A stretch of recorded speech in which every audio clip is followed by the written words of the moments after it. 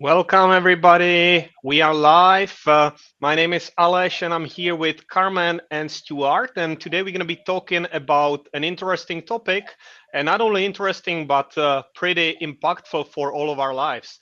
And that's how not to mess up the New Year's resolutions this time. Because let's face it, more often than not, we do exactly that. I actually want to open up with something that's, I think, happens to everybody. I want to ask you, Carmen, what would be the biggest mess up you remember when, due to the lack of planning, due to the lack of execution, you actually ended up in a situation that you never ever want to repeat? Yeah, thanks so much, Alish. It's really nice to be here with you and Stuart. I think it's going to be a really, really nice hour that we spend together. I wanted to say hi to everyone in the audience. If you can just leave a comment and say hi in your native language, hello, hello, salute, just to know that we have people around us. Oh, then you asked about the biggest. The messiest failure.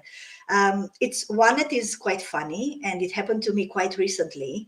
And it involved actually two of my clients from my coaching business. And I recently migrated to another platform that I did not yet know how to utilize, and I was not mindful of the time zone differences, nor was I mindful that I should activate that filtering to allow only some people to come in. So long story short, what happened was I had to, instead of me meeting two different coaching sessions, coaching clients, because of this hiccup, I actually got the two clients together in the same call.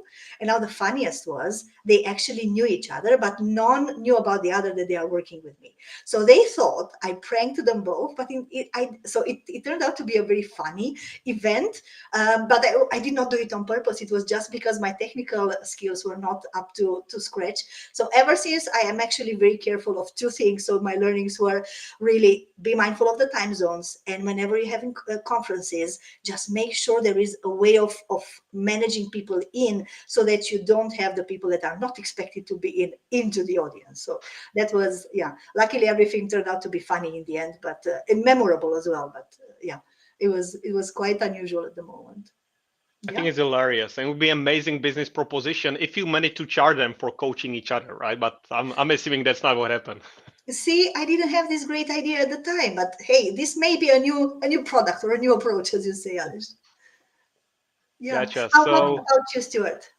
Okay, shall I go? I don't know whether mine's as good as yours, Carmen, but certainly never again for me. First of all, I'll just say the same as you. Great to be with you guys. Good to see you, Alice, and Carmen, and hello to everyone else who's joined us. Yeah, mine. I a few years ago, I booked a family holiday. We were going to France, and it was a place that we'd been to quite a few times. So I didn't really pay that much attention to the detail. I just booked it, and then sort of everything seemed to fall into place. We had the holiday, and I just had the trip back as a Saturday. So we got to the end of the holiday. We'd had really good time. As always, no one wanted to go back, but packed everything up and headed back. We had to get to the port to catch the ferry. We were under pressure a little bit with time. Anyway, we managed to get there in time, but we couldn't get through the gate because actually, looking at the ticket, we'd actually booked the ferry for the day before. So there's a bit of a mismatch there, and we were in a bit of a panic the next day because we had to hang around and see if we could get catch the next ferry. See if there was a cancellation or anything. But anyway, the long and short of it was we managed to get back all right, but it's a bit stressful and a very costly mistake. So definitely something I would say not to do again. For me, I'd say don't make any assumptions. Any assumptions you make, you want to double check and make sure that you've got the details correct, and certainly when you're traveling. love that one. Thank you, Stuart. And actually, that brings us to the topic of the day. So we're going to be talking about how to avoid costly blunders, costly mess ups, and how to project into the future in a way that support us in what we want to achieve, how we want to live our life, how we want to feel while living it. So our topic is New Year's resolution for 2024, how to set them right this time. And thanks to having Carmen and Stuart in here, I know this is going to be a fruitful conversation. But we don't want to just talk among the three of us.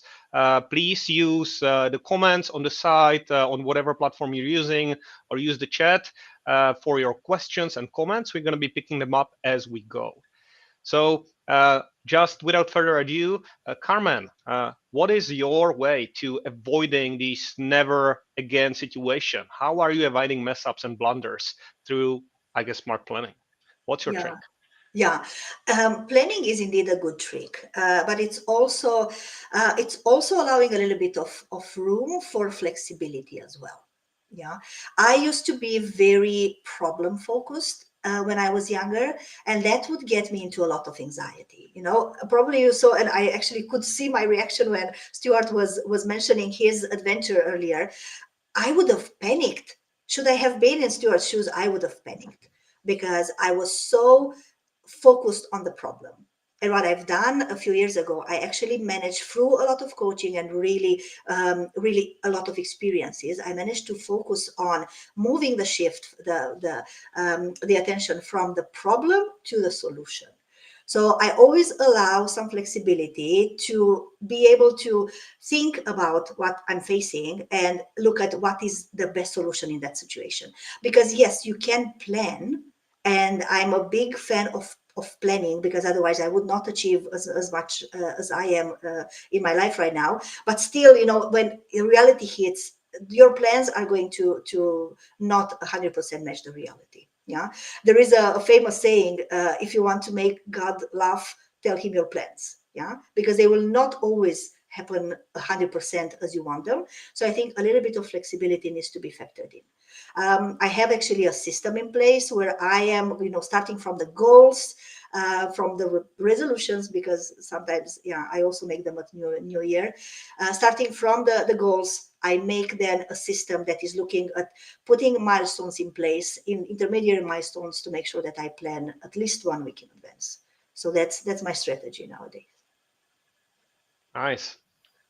Yeah, I think Stuart. yeah, just the same really. I mean, I think first of all, it's really you need to be clear what it is you're trying to do, and often for thinking about New Year's resolution, for a lot of us, we just set these great big goals or aspirations that when you actually strip them back a little bit, they're very ambiguous. So it's it's easy to fall off the lose focus and lose interest and um, uh, back from actually doing it. So I think the first thing is to be really clear that it's something that you want to do and actually make it as focused as possible. And then to your point, Carmen, being flexible and adaptable to how you get there. Because if you're clear about the goal and the outcome that you want to achieve, and you're committed to doing that, then actually, you know, things change. A plan will always change, and it's about remaining committed and focused, but flexible about how you go about doing it. I'd reinforce that totally. Um, but I think for a lot of us, I think like 50% of us will set New Year's resolutions, but I think most of us have stepped back from actually doing those by after about 3 months. So probably to have some that are definite things that you want to do that are specific, that you can actually track progress against, that you've got a chance of achieving, um, and uh, and not to have too many, I'd say. And there's also the other thing there about, and this is where a coach comes in. There's something that you can sort of motivate yourself to do, but there's other things where we just need a little bit of support and a little bit of, I guess, being held to account. Because there's always, when things get a bit tough, it's quite easy to step back and say, "Oh, I'm not going to do it today" or whatever, but lose that focus. And I think once you've broken the habit, it's quite difficult to get back in and get back focused doing it. So it's always helpful to have another person just holding you to account and asking the difficult questions, the challenging questions to get you back on track and keep you focused, and also to keep your confidence and your sort of direction uh, clear. Very true. Yeah. It's Thank you, that Stuart. encouragement of keeping the course. Yeah. Speaking of focus, I want to say that you are our focus. So everybody who's watching in here, we are here to bring the best advice and suggestions for you. I see we already have some comments in here. So apologies for butchering your name, but Amarachi Uzodurumba, thank you so much for your comment in here. Amarachi says, when I face obstacles, I usually fret about the problem. I'm still learning to be solution oriented. Love the strategy, Carmen. So we have a comment in here. I want to encourage everybody, if you have questions, anything you want to ask us, everything you want to ask Stuart and Carmen, drop it in a comment like this. We're going to bring it on screen and we're going to answer. Mm-hmm.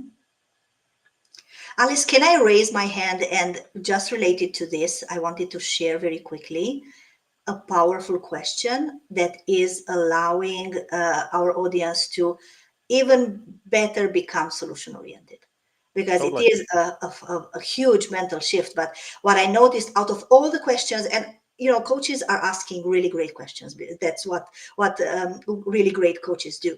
And I think one of the most powerful questions that I've learned a long time ago, and I've tested it on myself, and literally all the clients that work with me know it.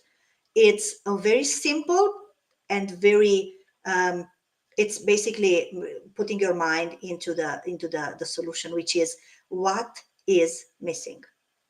When you have a problem and you're asking yourself what is missing, automatically your mind goes from focusing or complaining about the problem to going to the solution. What is that gap between where I am now and the solution that I want, and how can I bridge it? So I would encourage everyone in the audience, next time when you're facing a problem and you do not know what the solution is, ask yourself what is missing. Yeah, and that is going to unlock a lot of opportunities, and it's a really good way to get unstuck as well. Got it. Thank you, Carmen. That's pretty cool. What's missing for me now is Stuart. I'm picking the wisdom in here from Carmen. What is your tip you're giving to your clients, and how do you help them to deal with the challenges they are facing? I think just on that question, it is what will be different. So I mean, on the back of what is missing, what will be different, and what is not working today. So what do I need to change? What do I want to change? And what does that look like? And what are the challenges or the blockers that are stopping me from doing that? Mm-hmm. Perfect. So let me check if we have questions in here, but I know that we kind of jumped right into the discussion. What I didn't do properly is to allow Carmen and Stuart to say what they are actually doing, how they are working with their clients. I'm going to just say clearly, both of them are supporting people like you in dealing with challenges regarding goal setting, mindset, and skill set needed to achieve living the life they want and pursuing their dreams. And of course, we're going to hear more from them. But rather than talking about how they work, I want them to provide the experience to you. And I see there are some questions in here. So I'll go right to that. Carmen, Stuart, feel free to pick them up. I'm going to put it on the screen, read a question, and you can jump right on it. So we have one from Palave Sidra. Again, Palave, apologies if I'm butchering your name a little. And the question is, should we inquire what's missing or focus more on what needs to get created? Mm-hmm. What's your take Yeah. on that? Yeah, it's basically when you're asking yourself, solutions will come to mind, and you will have a lot of options that your mind is going to simply generate, and then it's up to you to then rationally decide what needs to get created out of all the options that you've brainstormed with yourself. Which one is the winning one that you're going to implement? So that is my perspective on this. But sorry, Stuart, I would really welcome your perspective as well. I guess a little bit for me is with what's missing is almost it's slightly negative, and how do I where do I want to get to, and where am I today, and how do I get to that? So what are those steps that I need to take? How will that enrich, my life today, or how will that goal, what outcome will that bring for me, and how will that make my life better, whether it be on a personal level or a professional level? And I think if we can embrace that from a positive perspective, then even if we don't actually achieve the goal, it's a positive experience, because the very fact that we've gone through that process and identified uh, where we're trying to get to, and we've taken an action, is a positive step in itself, however small that step is, because it's a sign of we're building up energy, we're building up a positive momentum, which can subsequently lead us to bigger steps, and I'm feeling good about the fact that we've stepped forward, we've been brave, and we've taken the courage to actually go and try something out. And it removes the fear of failure, I think, which is really important, because often it is about just going for it and taking the courage to give it a go. Thank you, Stuart. Thank you. So as I said just a minute ago, we are taking your questions and insights. So keep them coming. For now, I would like to actually ask both Carmen and Stuart. So suppose I'm going to be the guinea pig here, in the interest of the audience and myself. I'm a bit selfish in here. Suppose I am putting together my New Year's resolution. I actually do that every year. I do like a yearly reflection. I'm using something called Year Compass, which you can Google. It's like a booklet with a set of questions that are suggested to be asked to reflect the elapsed year and starting the new one. So I'm about to be doing that now. Suppose Carmen, suppose Stuart, that I am your pro bono client. You are helping me to go through this.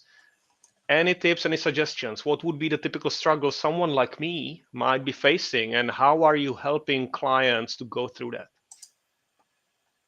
Do you want me to start? Is that okay? Yeah, go for it. Yeah. Yeah. Okay. Good. Yeah. First of all, yeah, I have clients that a lot of them set the New Year's resolutions. I'm actually shifting them towards resolution that are taken more often, because I really believe in taking smaller steps rather than the bigger steps. But overarching, you also need to have big goals, and the new year is just a good moment to set them. Yeah, there are also other events in your life that can act as milestones that can trigger some new resolution making. But usually we do the resolutions at New Year's. First of all, I'm actually checking with my clients two things. I'm checking if their goals are SMART. Yeah. And what that means is basically I'm checking, have they specified exactly what they want to achieve? Is it measurable? Is it achievable? Is it relevant? And do they have a deadline? Is it time bound? Yeah. And I'm also checking with them the why behind each individual goal, because it's not obvious, but the goals that have an intrinsic motivation have a bigger likelihood to be achieved than the ones that have an extrinsic motivation. Very quickly, intrinsic motivation means that you are doing it just because you really want it. There is some fire inside of you that is just saying, hey, I really enjoy this, I would love this for myself. And you are motivated by the passion that is not depending on the external circumstances. Extrinsic motivation means that you're looking outside, and from the exterior in, you're making those goals. They are usually related to some achievements that are in the material, social area that basically can be shown to others as well. Yeah, so that's the difference. So why I'm starting with these two, because I really, and I'm testing ruthlessly that why that my clients have, because if I see them not going deep enough, then we may need to fine tune that goal to actually match that motivation that needs to be there. And where possible, I move them from extrinsic to intrinsic motivation. And then the next step is really setting milestones until the next year, so that they get to observe the progress and course correct if it's needed. Because what we do not want to do is have them, the goals written down on a piece of paper that just gets lost and forgotten until 31st of December next year, and then they realize, oops, none of my goals have been done. So yeah, that's very high level what my system that I'm using. Got it. Pretty good. Stuart, how's your different? I mean, it's similar in the sense that obviously the goal, we need it to be specific, and we can measure it. It's achievable and relevant, and we've got a sort of timeline to it.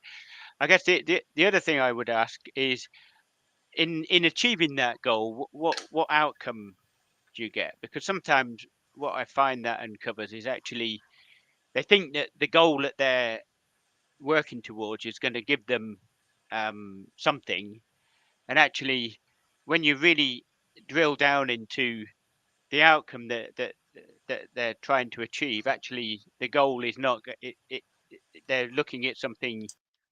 um we need to focus on something different.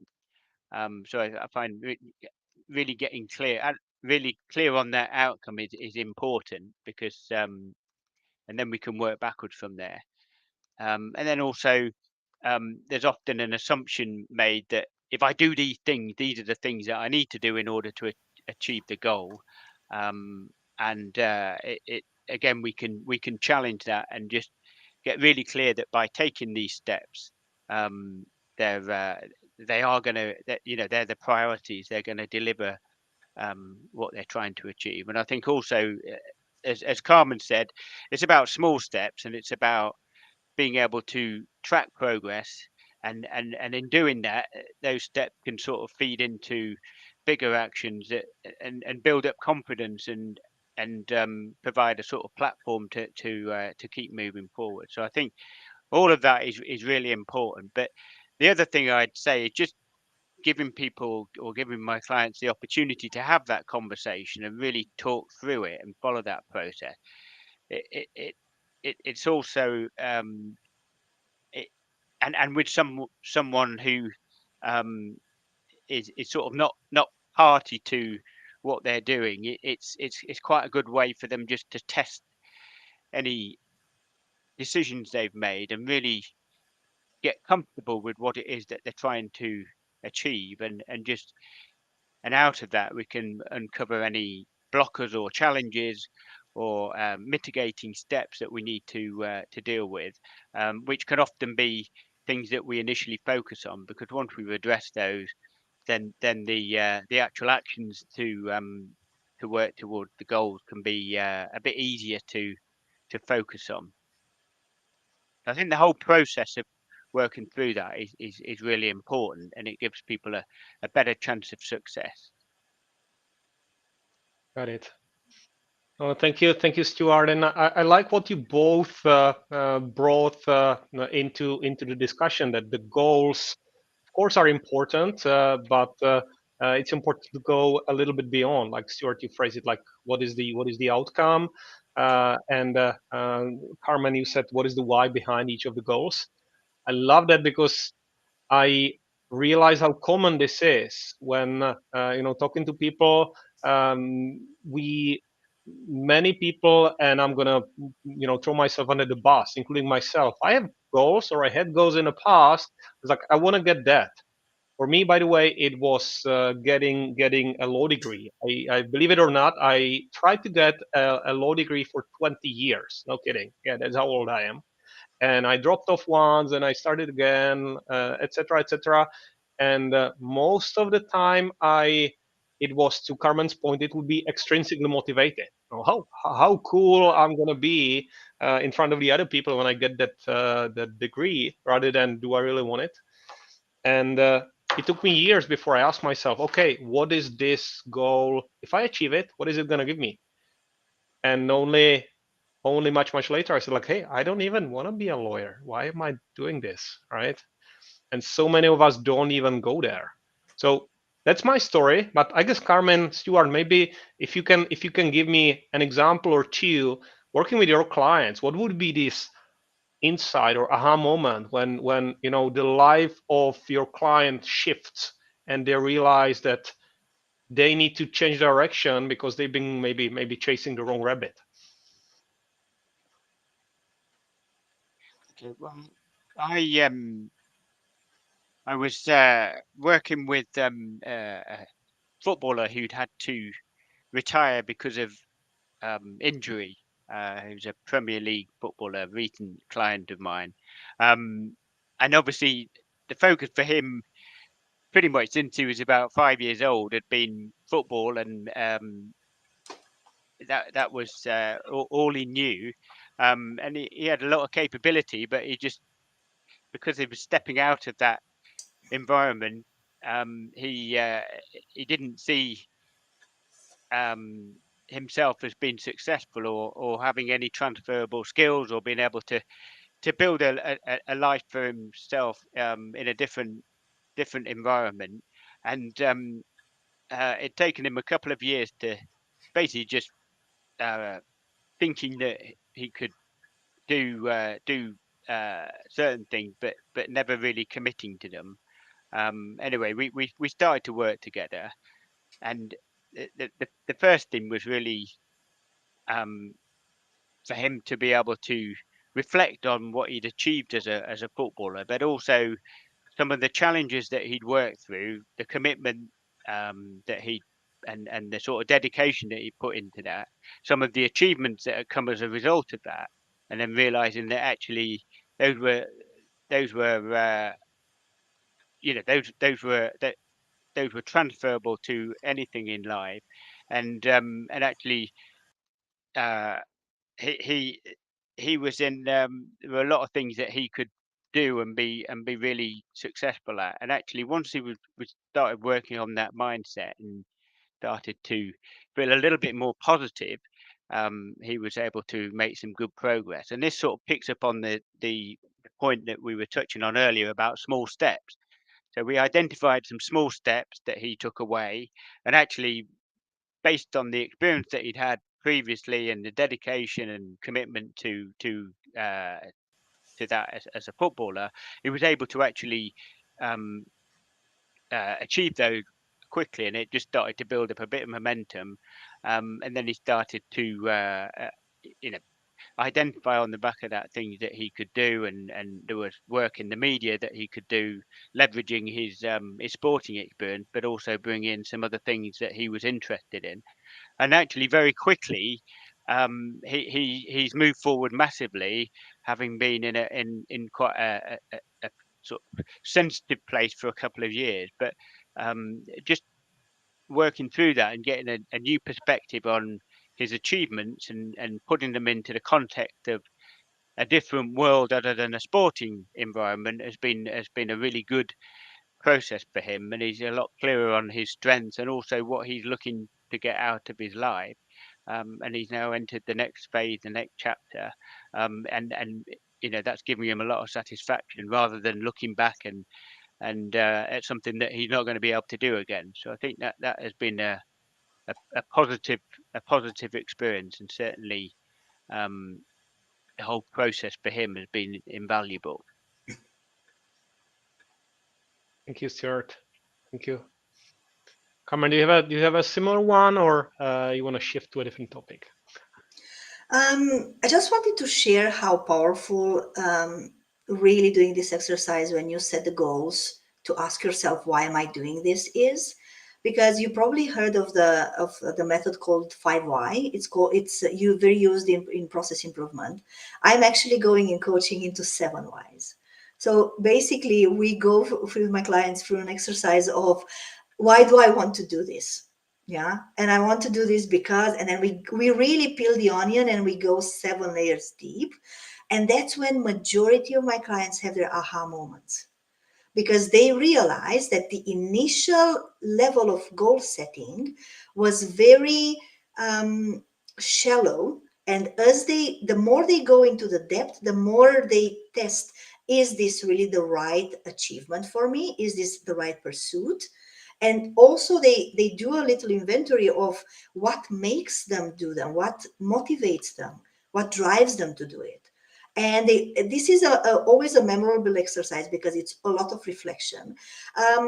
There isn't, it's like 50-50 in 50% of the cases they keep the goal. In 50% we adjust it to be different depending on how we went deeper. But it's always memorable because the moment their motivation goes down, they go back to the 7 why exercise, and that can happen throughout the year.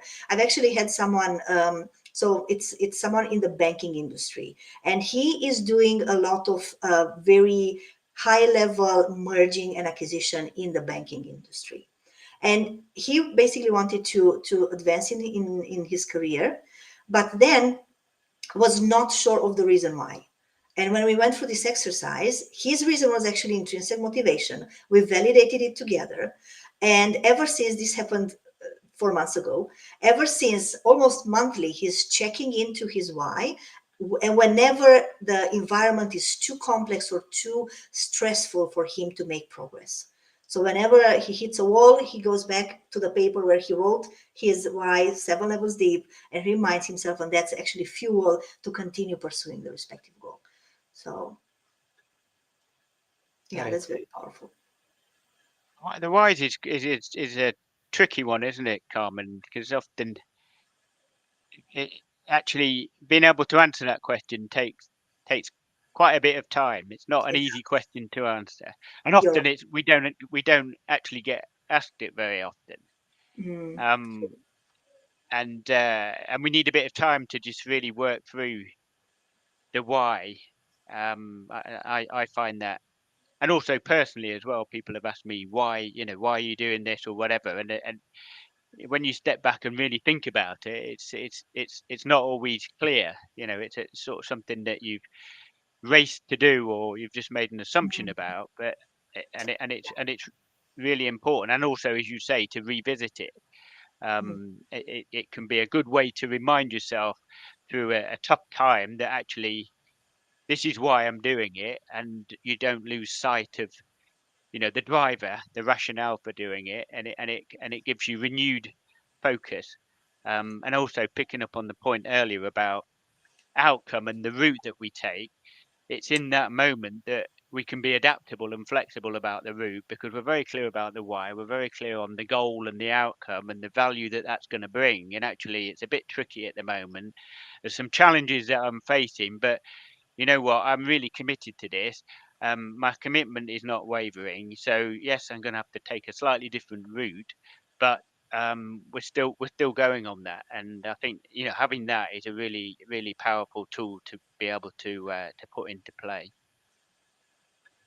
I think one more thing that's important and essential, I guess, in your professions is to create safe environment for the client, because oftentimes when I've been in this situation and as a coachee or even as a coaching to support someone else, people feel threatened sometimes, right? It's not nice. When I was asked why do you want to achieve that, I felt intimidated. Why do you want to get a law degree? I was like, I don't know. Why didn't I ask myself this question for 5 years? What does it say about me? And that's a tough spot where you need to support your people to let them kind of push through gently. I would say, Alice, I mean, I think that's probably the biggest value of a coach, really, is having that sort of secure environment to have that conversation, and also the time to think through a question that's asked. I always think sometimes not being pressured to answer the question, being able to digest it and just think it through, because people do take time. There's people who react quickly, and then there's other people who like to just ponder and think things through, and we need to allow people to have that time to arrive at the answer that they're comfortable with. And I think that's one of the biggest values that a coach can bring, really, and building up a trust and uh, an environment in which they're comfortable to be themselves. And often I find that people might share things with me that they perhaps don't share with friends and even family. They're and certainly away from a work environment, there's quite a lot of people I work with who are they have their own business or they're leading a team, and there's certainly things in there where they might be feeling a little bit vulnerable, that they're not going to expose that, or they don't feel comfortable to expose that and share that with any people that they're they're either leading or employing. And again, that's why a coach can be really helpful, just to go through that. And I certainly think a lot of the feedback that I get is that obviously, getting to that place where we've hopefully achieved what we set out to, but the big part is having that environment and that person to talk to as we go through that process. Is a real benefit, a real value that a coach, having a good coach, can bring to you. I don't know, Carmen, is that something that you find? Absolutely. I mean, I'm also doing, I'm also an NLP practitioner, and I'm also doing hypnotherapy. And then creating a very safe space for the clients is just an absolute must.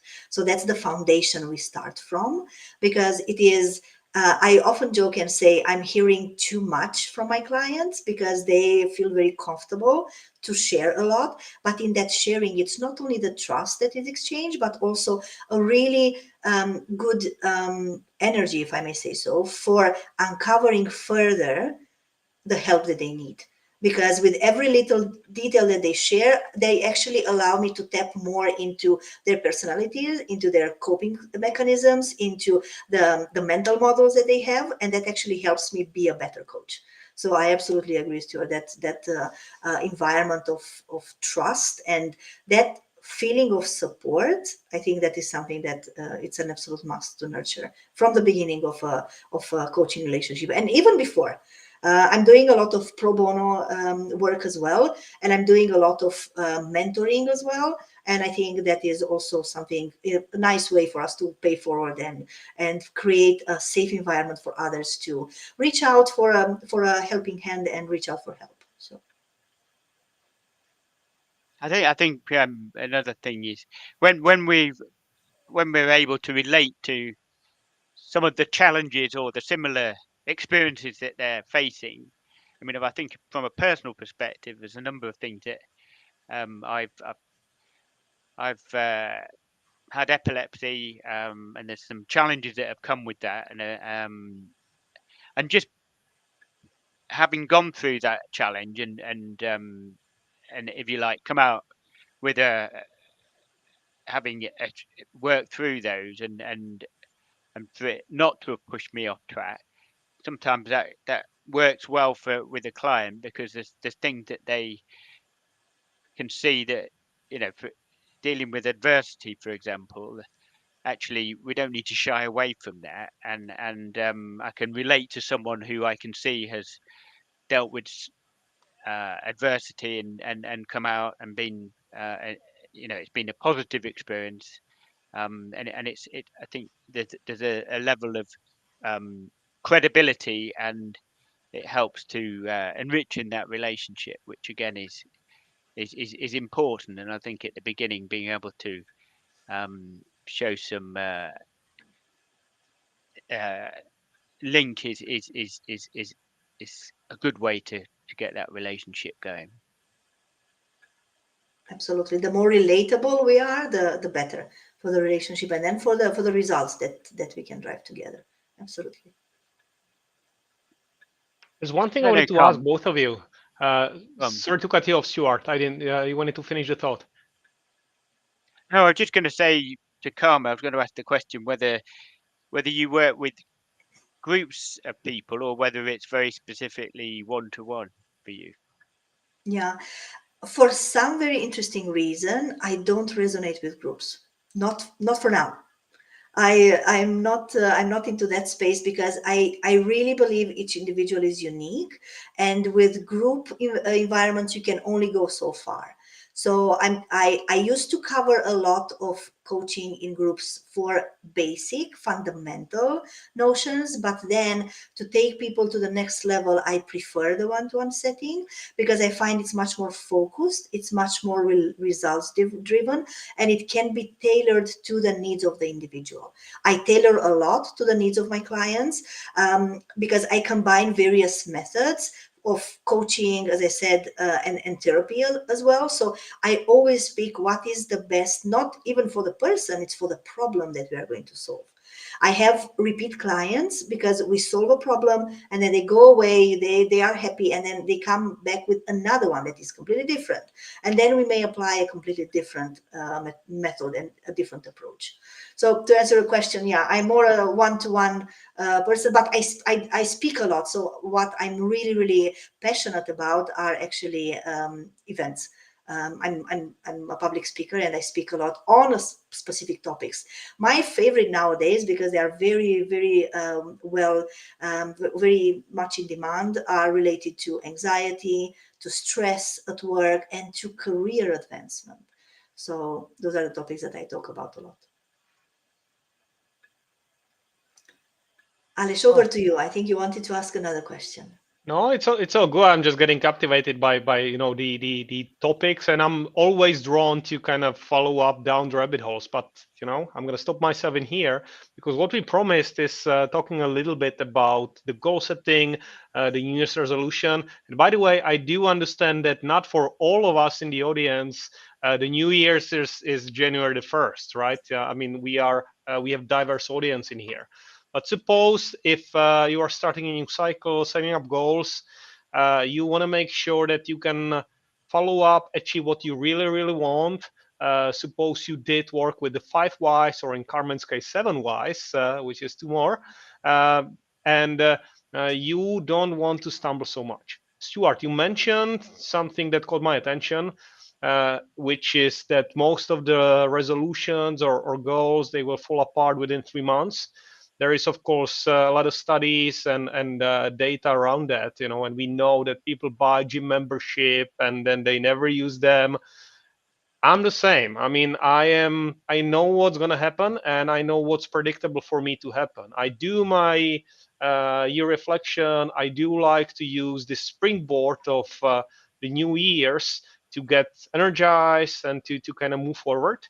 But then as the year progresses, it tends to fall apart. What seemed to have been strong motivation and drive, it kind of either fizzles away or something happened, right? It could be a personal emergency, it could be a workload issue, and I never really go back. Would you have any advice for our audience regarding how to prevent it, what to do with it, how to prepare for it better, that they can apply while planning? Yeah, the main thing is to make sure that it's not ambiguous. It's very easy, and this is where I think New Year's resolutions are quite different to goal setting, because often we Hmm. say, "I want to get fitter this year," or "I want to, improve my diet or lose some weight." But actually, it's very vague, and it's quite difficult to achieve that.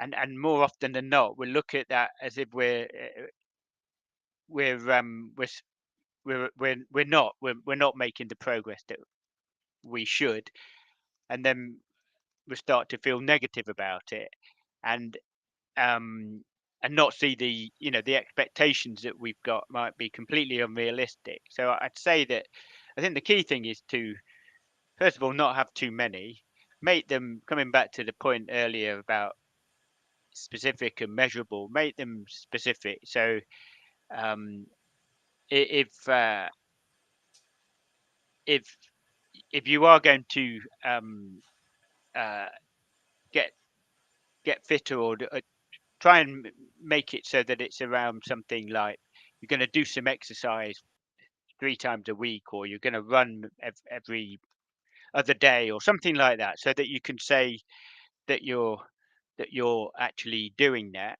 Um, and then I think also, as I say, not to have too many. Sometimes we set lots and lots, and then um, they we sort of lose interest in them. And I think if we have some key ones, it sort of, as we said earlier, that we're very clear on the outcome, the benefit that that's going to bring, we're much more likely to stick with it. And I guess also with it's getting into a habit is difficult, but it's very easy to fall out of a habit. So the minute we start to slip against the actual resolution that we've made, it's difficult to get back on track with that. Stuart, can I ask you one? I mean, you said not to have too many. What do you have like a magic number? If I show up and say, I have 17, we say, would you try to negotiate down to 15 with me, or would you say you should have 3? I mean, at the end of the day, if you achieve 1, then that's good. So it's. I mean, 17 is crazy. I don't think you're going to do that, Alice. But 2, 1, 2, 3. Mm-hmm. That's probably, because the other thing is you can, if you've got them linked to time, by the end of the first quarter, and this comes back to small steps, we could have achieved or what we've said we wanted to achieve, and it might be an opportunity or a time to bring some others into the sort of plan, if you like. But I think it's better to have less and be really clear about the things that you need to do in order to do it, and get into a habit of just working through those steps, and are comfortable holding yourself to account so that you can actually achieve that, and feel positive about the fact that you're working through that and you're actually sticking with it. I mean, that in itself is a positive thing to do. It's an achievement to set a goal and then to actually try and achieve it. I don't know, Carmen, what would your magic number be? Is there anything? How many I, New I Year's go with resolutions you. did you have last year? I go with you. The magic number is free. Everything that exceeds free requires much more effort. So, and even free, if those are big and hairy goals, even free is a lot. So this, I'll be very honest and very transparent. This year, I only took one resolution. And you're going to laugh about it, but I'm going to share it anyway, because whoever I'm sharing it with, they say, oh, that's unexpectedly deep. So my only resolution for this year was to listen to my own advice. That's it. What I'm telling my clients to do, I should do myself. And man, that was very powerful. So this year I've achieved so much more things that I've not achieved before. So that was my New Year's resolution for this year. It's ticked. But the beauty of it is I've actually changed it into a system. And this is what I'm doing with my clients as well. So let's say they take a goal beginning of the year. I'm going to take writing, because this was one of my goals, my ideas before, and I implemented the system last year before I actually had my New Year resolution that I mentioned earlier. So when we have a goal, I'm always building a system around it. And the system has 2 elements. One is milestones in time that is going to allow for progress inspection and course correction. That's usually monthly. If it's a yearly goal, that's every month you put aside half an hour to inspect where you are with the respective goal. Are you happy with the progress? What else is planned for the next month? Do you need to course correct? Do you need to change anything? Because the system itself is in creating the habits. Now, to your point earlier, Stuart, it's not easy to create new habits, but it's very possible. And it is only a matter of knowing how to make new habits stick. And there are actually 2 rules for new habits to stick. One is to make it very, very easy to do. And the second is to make that habit, to link it to something that is already familiar, so that there is that cue, that trigger for the new habit to be reinforced up to the moment it becomes subconscious and it's truly an automatic habit. So going back to my example with the writing, yeah, let's say that you really want to be able to write, let's say, fiction by the end of the year in a way that is allowing you to write a book. That means the system around it is a review of every month of the progress that you made with your habits, and the habit being writing every day. Now, of course, writing every day is just simple to say, but if you don't put a system around it, after a week, you are not going to do it, because we are just going to resist the effort when you don't see immediately the results of the work or the benefits of the work. And then you have to make it really easy. Choose a time of the day when you're going to do it, and choose another habit that you already have to make it happen. Yeah. So I actually have a client of mine. She is fantastic. She tells the best stories, and she wanted to put them in writing. So now what she is doing actually for the last 6 months is, ever since she finished brushing her teeth in the morning, she's taking the notepad. She's a pen and paper girl, and she's writing one page. Okay, she started with unprompted writing, and now she started writing the story, because the ultimate goal is to write a book. Yeah, but by having this daily habit, now it's automatic, because every morning in front of the mirror in the bathroom is the pen and paper, is a notebook. It's very easy to do. Yeah, and it's very unusual when she travels, for example, because then things are not in the same place. Yeah, so I'm a big advocate of, once you set up a goal, to look at what are the inspection points to course correct, and also what are the habits that are required by the goal to be done every single day, to make sure that the progress is made. So this is why I'm talking mostly about goals and systems around them. And of course, the more complex the goal, the more systems. So it may be the case that one habit is not enough. And that's the complication of it, because you cannot introduce multiple habits in the same time. You can, but it's very difficult. So. Got it. Carmen, we have a question in here which you may have already answered, but I'm going to put it on screen and allow also Stuart to add to it. It's a question from Laura Praget or Praget. One of them is wrong, I'm sure. So Laura, I hope that one of them is closer to how it should be pronounced. And your question is, how do you keep yourself accountable long term? I started putting my to-dos in my calendar, which is a Carmen suggestion, and that works for my daily tasks. How do you do a more long-term goal? Suggestions to complement the calendar. So that's the question here. Carmen, you answered it partially, I believe, but maybe you have some more secret sauce down there. So anything else you want to add? Yeah, I think, and thank you, Laura, for the question. Aleš definitely butchered your name, but you'll forgive him, I'm sure. Yeah, there is another element to having everything that you do visible in the calendar.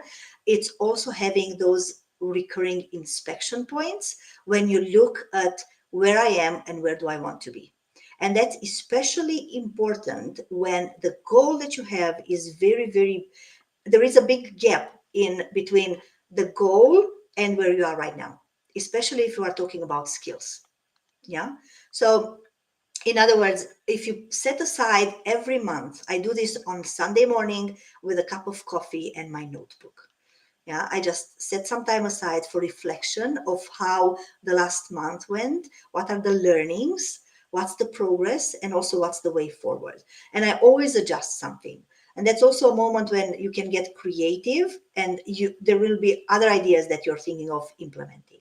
So in other words, if it's a longer term goal, first of all, you need to break it down into very small, actionable next steps. But in between those next steps, I think it's important to regularly take the time to reflect on the progress, and also see what drives you to go forward, and how can you fine tune to get closer to achieving what you want to achieve.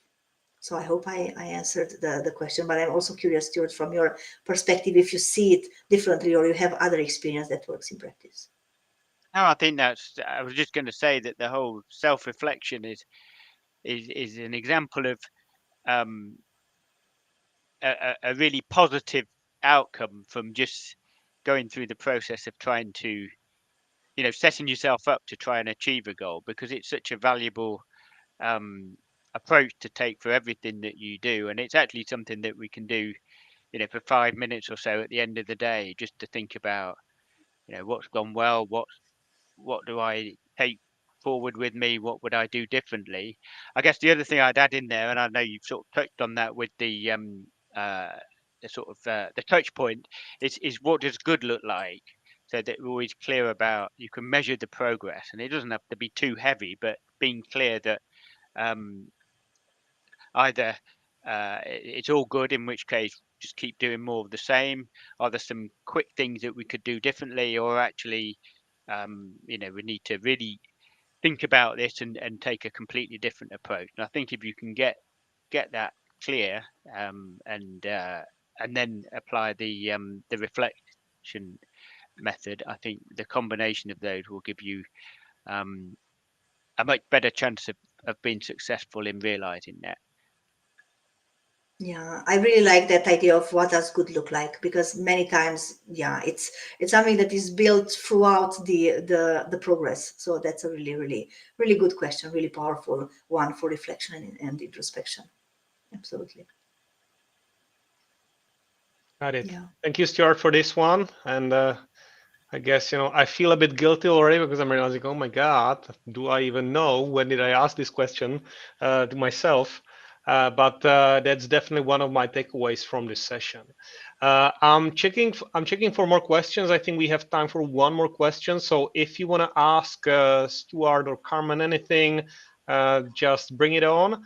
I'm scoping here for the question. In the meantime, I would like to actually ask both of you, if we want more of this good stuff, if we want to hear from you, if you want to get more tips, or suppose one of the audience would like to work with you on one-on-one basis, Carmen, because you don't do teams, right?